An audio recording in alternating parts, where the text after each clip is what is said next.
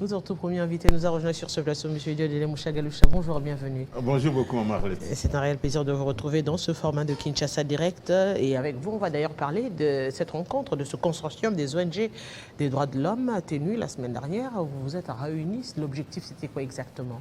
Bon, en effet, après avoir fait l'évaluation du processus électoral, mais d'une manière partielle, tout ce qui s'est passé avec ce qu'il y a eu comme irrégularité, ce qu'il y avait comme fraude, ce qu'il y avait eu comme tricherie, ce qu'il y avait eu comme...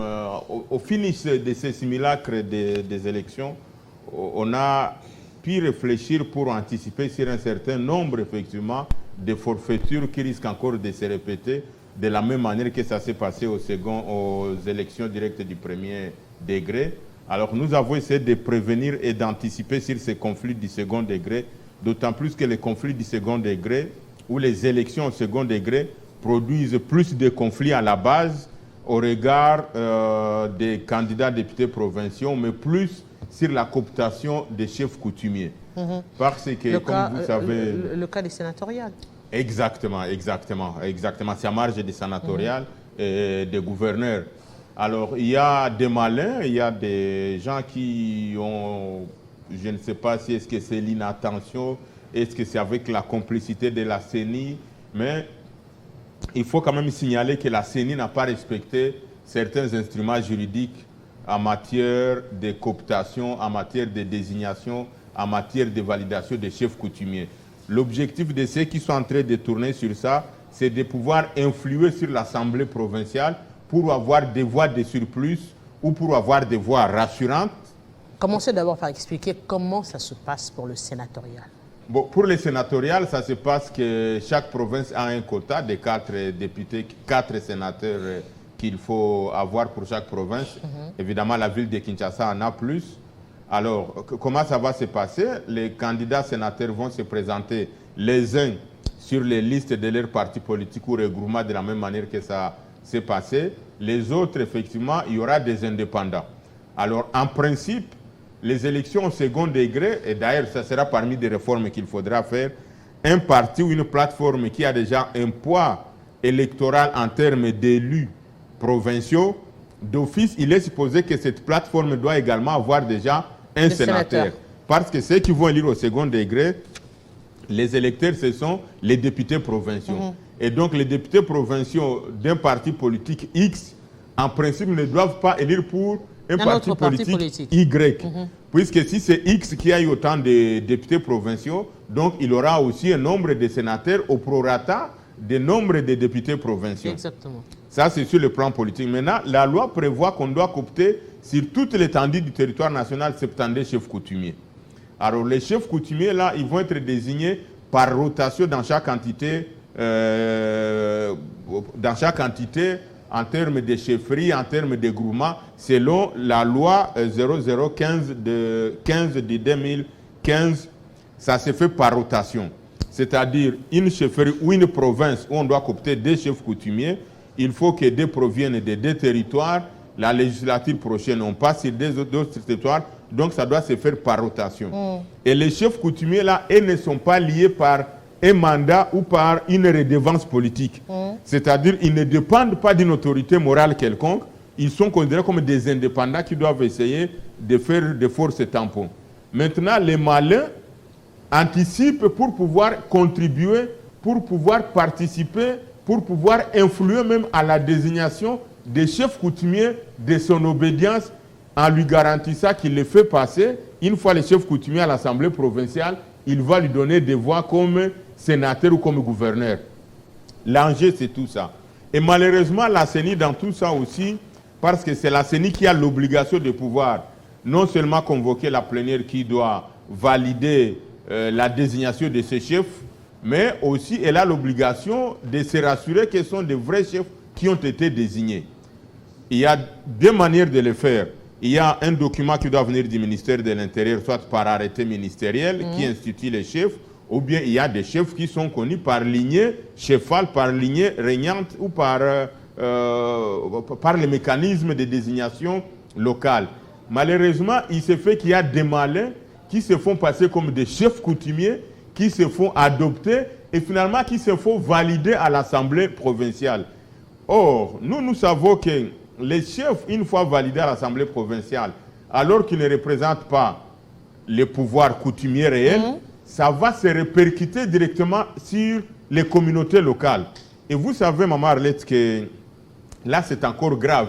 Les conflits d'ordre tribal, s'il faut dire ainsi, les conflits directs des communautés ou les conflits familiaux, ce sont ce qu'on appelle qui créent des guerres fratricides même. Il y en a actuellement une du genre, je crois, pour l'Assemblée provinciale de Kinshasa, où je crois les gens de Mubunda ils réclament que la personne n'est pas leur représentant légal. Et on se pose, comment est-ce qu'il n'y a pas moyen, par exemple, de rectifier cela? Effectivement, c'est ce que nous avons lancé comme recommandation. Nous avons demandé d'abord au ministre de l'Intérieur de pouvoir régulariser les cas des chefs coutumiers qui ne sont pas en ordre avec l'administration. C'est-à-dire que le ministre de l'Intérieur puisse donner des arrêtés, puisse confirmer que non, c'est tel, puisque en dehors de ces pouvoirs coutumiers, il y a les pouvoirs administratifs qui doivent être sanctionnés par un arrêté du ministre de l'Intérieur. Or, le ministre de l'Intérieur lui-même ayant la sécurité, la stabilité et tout ce qu'il y a comme stabilité territoriale, il a l'obligation de pouvoir faire ça pour éviter que ces conflits n'arrivent pas. Ça, c'est une chose. Le deuxième élément, nous avons demandé à la CENI effectivement de pouvoir être trop regardant pour se rassurer effectivement que ceux qui sont en train d'être cooptés sont les vrais chefs coutumiers qu'il faut effectivement coopter. Troisième recommandation, il s'agit au niveau des cours et tribunaux qui doivent connaître les contentieux à ce niveau-là, de pouvoir annuler et de pouvoir réhabiliter effectivement les chefs coutumiers qui doivent être réhabilités. Nous sommes en train de vouloir déployer une grande mission d'observation en marge de cela pour effectivement relever des cas concrets. Là où il y en a, que ce soit ici à Kinshasa, que ce soit au Kasaï où c'est encore grave, que ce soit dans les Haut-Ouélé, que ce soit dans la province du Maniema, puisque nous sommes en train de faire le monitoring des provinces qui sont plus concernées. Au sud Kivu, c'est un peu léger. Les Katanga, dans l'ensemble, il n'y en a pas. C'est plus au Kasaï, au Maniema, dans l'ancienne province orientale, dans l'ensemble. Et donc, nous allons faire un monitoring pour pouvoir alerter, pour pouvoir attirer l'attention et du ministre de l'Intérieur, et de la CENI, et des cours et tribunaux, mais également des assemblées provinciales. Mais nous avons deux petites préoccupations. Déjà, on vient d'annoncer, la Cour a annoncé que, par exemple, pour le cas des provinces touchées par l'agression, la guerre d'agression, on se dit ils vont continuer. Les députés de 2018 vont continuer avec l'ouverture de la session parlementaire. Ne craignez-vous pas justement que la même chose se répercute avec les sénateurs, par exemple, parce qu'on se dit jusqu'à l'heure actuelle, et la probabilité du report des élections des sénateurs, il n'y a pas encore des moyens déployés. Ça, c'est la deuxième préoccupation. La première préoccupation, c'est justement comment arriver à résoudre ce problème de crainte de corruption, du moment où vous avez évoqué en amont que la logique voudrait que les députés provinciaux élus de tels regroupements puissent élire automatiquement, ipso facto, les candidats de leur obédience. Et à ce titre, à quoi, par exemple, serviraient ces élections? Pourquoi ne pas carrément procéder, par exemple, par des nominations? Parce que l'on sait automatiquement que c'est les députés de tels regroupements qui sont majoritaires aujourd'hui qui vont revenir. L'autre préoccupation encore, c'est la CENI qui a sanctionné des personnes qui ont, entre guillemets, parce qu'on est encore dans cette supposition où ils auraient commis des actes qui ne l'ont pas permis aujourd'hui d'être élus ou qui ont été invalidés par la centrale électorale. Mais on les voit quand même, la Cour également qui a rejeté la plupart des requêtes, on les voit qui sont candidats au sénatorial. On se dit finalement, est-ce que la sanction valait seulement pour les législatives ou encore c'est une sanction disciplinaire qui ne leur permet pas? Parce que si vous les avez reprochés des corruptions et des bourrages juridiques, qu'est-ce qui ne dit pas qu'ils vont revenir au sénatorial pour refaire la même chose? Exactement. Et je crois, Maman Arlette, je ne veux pas dire que vous êtes une prophète, mais je pense que vous venez de dire quelque chose qui se vérifiera dans les jours à venir. Parmi les candidats sanctionnés par la CENI, il y aura ceux qui seront élus sénateurs et peut-être même gouverneurs. Alors, on se pose la question, C'est toujours la CENI qui a été à la base. C'est-à-dire la CENI s'est arrogée des prérogatives qui ne sont pas les siennes.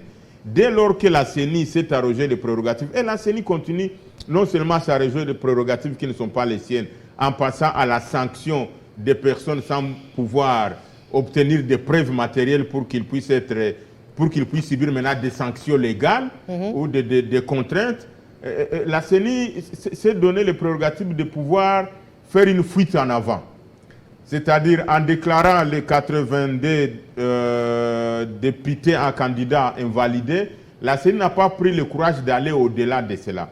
Et la CENI n'a pas pris le courage de saisir les institutions qu'il fallait saisir pour que les cours des tribunaux pour qu'ils puissent être sanctionnés. Et donc, malheureusement, ça va être ça le cas. Et même en ce qui concerne les élections au second degré, il va y avoir effectivement des cas où on vous trouverait même un indépendant qui va rafler des voix en lieu et place des candidats alignés pour les partis politiques. La CENI peut être en mesure, avec ce qu'on peut prendre comme des dispositions, certainement nous comme acteurs de la société civile et dans l'ensemble, on va essayer d'alerter pour que cela ne puisse pas arriver et qu'on essaie de voir quelles sont les dispositions qu'il faut prendre dans l'observation électorale pour limiter cela. Parce que déjà, il y a la société civile du Sud Kivu que je dois saluer en passant, qui venait de faire sortir un mémorandum, une pétition ou, comment il faut dire, un ABCD pour dire les candidats sénateurs doivent remplir tel critère, telle condition, les candidats gouverneurs doivent être ceci, et maintenant, quitte aux députés provinciaux de pouvoir suivre ça comme éthique ou bien comme ligne de conduite, en fait, de pouvoir élire effectivement des candidats qui méritent d'être sénateurs et qui méritent d'être gouverneurs. Non, en lieu et place de cela, on aurait dû commencer par eux-mêmes, les candidats, les députés provinciaux ou encore nationaux.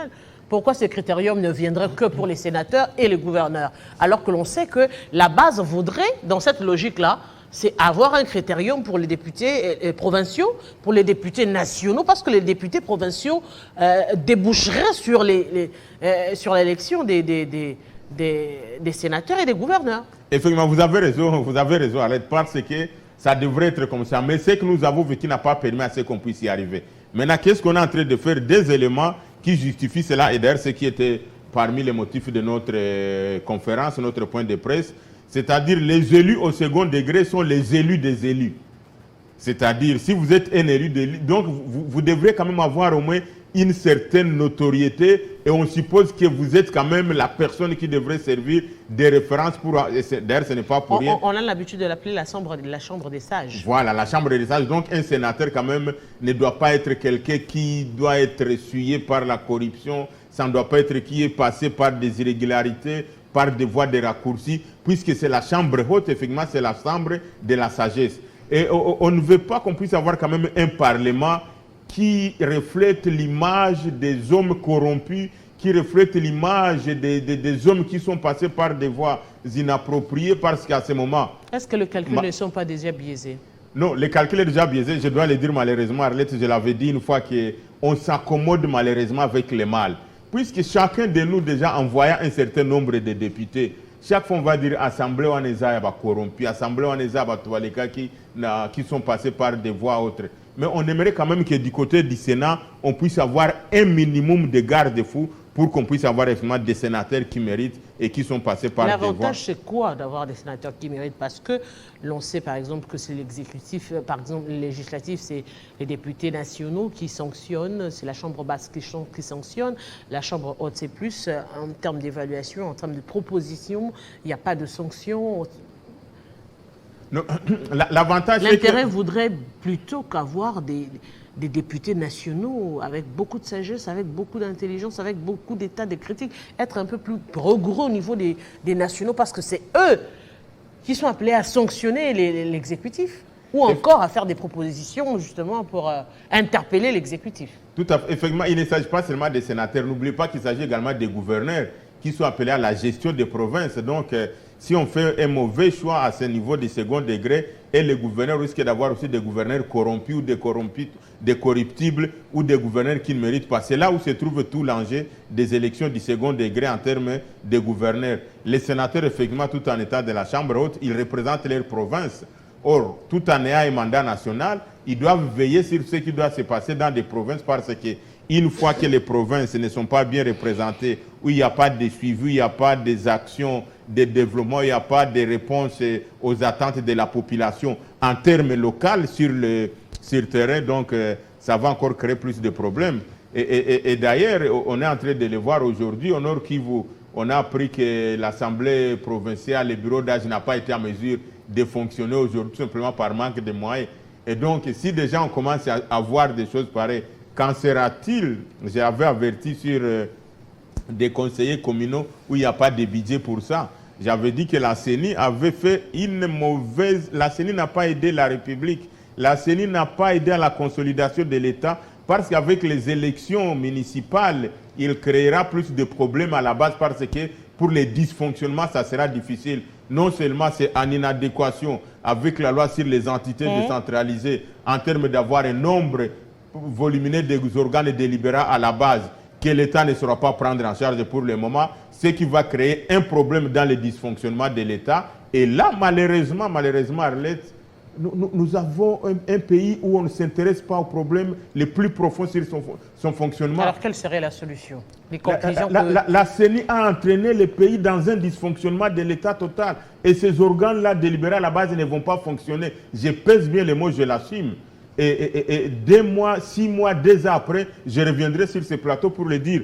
Ça, c'est une chose. Deuxième chose, on voit aujourd'hui que la CENI a programmé les élections des gouverneurs et sénateurs, mais on continue à repousser ça. Ça fait déjà 2 fois.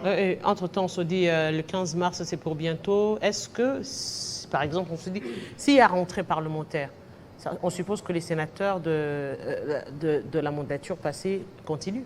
Effectivement, c'est ce qui va être le cas malheureusement. Alors, tu vois qu'il y a une incompatibilité, même une incommodité entre l'ancien, entre les nouveaux, comment ça va fonctionner. C'est tout ça. La CENI... Mais il y a également jurisprudence à cette matière. On a connu ici des assemblées qui ont fonctionné de mandat.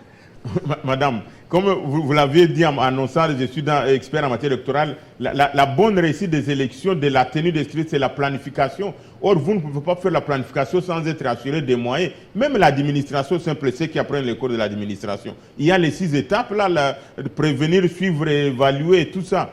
Mais comment la CENI peut programmer les élections au second degré qui sont les élections les plus faciles au monde? Les élections au second degré parce que le nombre d'électeurs est connu et ils sont moins nombreux. Chaque province aura peut-être 42, 46. Mais est-ce que c'est la CENI ou c'est justement le gouvernement qui ne dispose pas de budget pour disposer à la centrale électorale afin de réaliser cela? La CENI a eu plus de moyens que toutes les autres organisations de gestion électorale dans le monde et depuis que la RDC existe. Donc l'argent qu'ils ont reçu, plus d'1 milliard de dollars, ne pouvait pas ne pas les permettre d'aller jusqu'au bout du processus et qu'on arrive pour les élections du second degré où les électeurs sont moins nombreux, où on a déjà les principes, où on a déjà les mécanismes appropriés, on a déjà la CENI locale qui est là, on a les urnes, on a les machines à voter, on a tout, qu'on puisse dire, c'est incompréhensible, madame. C'est incompréhensible que la CENI reporte les élections de plus en plus. Donc, il y a un problème qui se passe à la CENI. Et malheureusement, comme je l'ai dit, pour des raisons peut-être que je ne sais pas dire sur ces plateaux qui sont connus de tous, on laisse ce leadership de la CENI continuer à marcher contre les lois de la République.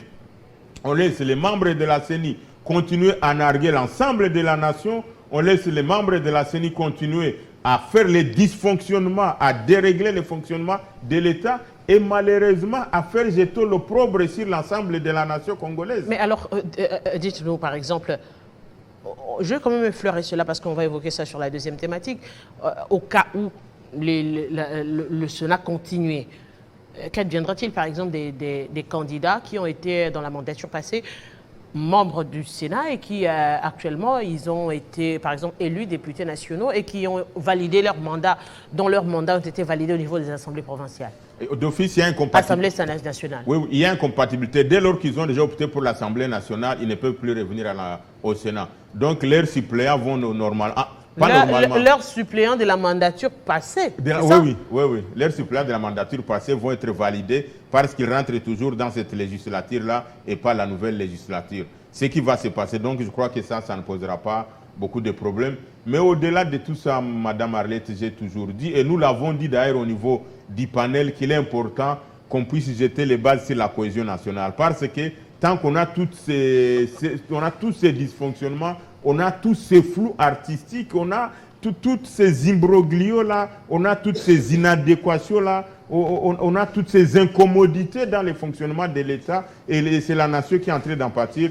Je crois qu'il est important que le président de la République, au regard de ses prérogatives, mais également d'épuiser dans sa sagesse pour que finalement on puisse avoir une nation stable, on puisse avoir un vrai État. Parce que ce que nous vivons aujourd'hui, surtout avec ce que la CENI a produit en termes des institutions, en termes des députés, en termes des assemblées provinciales, en termes des conflits qui continuent à engrainer toute la nation, quand vous voyez le nombre des requêtes, le nombre de recours, le nombre de contentieux qui sont non seulement à la Cour constitutionnelle, qui sont au niveau des cours d'appel et ceux qu'on vivra au niveau des TGI, donc ça sera grave, il est important qu'on puisse avoir finalement une cohésion, qu'on puisse jeter de nouvelles bases pour que finalement on lutte également contre ces inégalités.